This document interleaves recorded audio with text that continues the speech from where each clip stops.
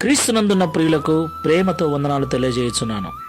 ఈరోజు దేవుడు మనకు చేస్తున్న వాగ్దానం ఏమిటనగా, కీర్తనల గ్రంథము 75వ కీర్తన 6-7 వచనాలు.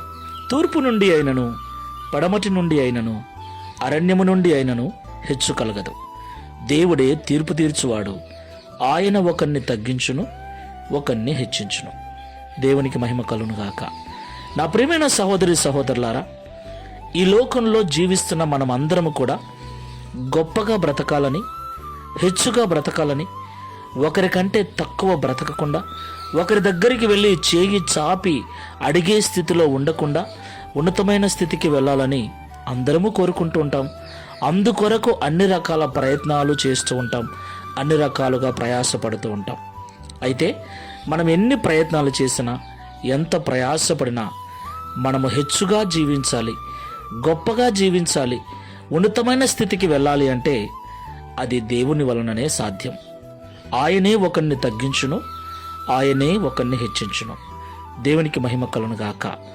తూర్పు నుండి అయినను, పడమటి నుండి అయినను, అరణ్యము నుండి అయినను, ఏ విధము చేతనైనను మనంతట మనము మన స్వబుద్ధి, మన స్వనీతి ద్వారా, మన స్వశక్తి ద్వారా, మన స్వశ్రమ ద్వారా ఉన్నత స్థితికి వెళ్ళలేమని, మనము ఎంత జ్ఞానవంతులమైనా, ఎంత నీతిమంతులమైనా, ఎంత కష్టపడే మనస్తత్వం ఉన్నా దేవుని దయ మీద, కనికరం మీద ఆధారపడవలసిన వారమై ఉన్నామని ఎప్పుడూ మరవకూడదు.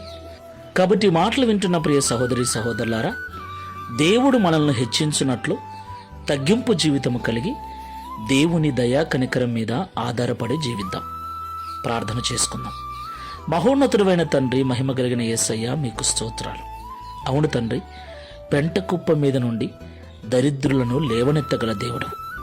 గొర్రెల దొడ్డిలో ఉన్న దావీదును సింహాసనం మీద కూర్చోబెట్టిన దేవుడవు నీవే. సింహాసనం మీద ఉన్న నెబుకద్నెజరును గడ్డిమేయు పశువుగా చేసిన వాడవు నీవే. అవును తండ్రి, నీవే మమ్మల్ని హెచ్చించువాడవు, నీవే మమ్మల్ని తగ్గించువాడవు.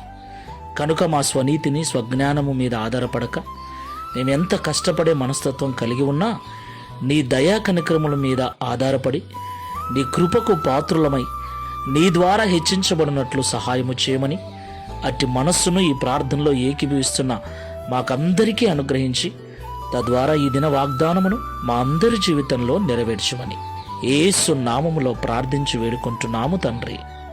Amen. Praise the lord. God bless you.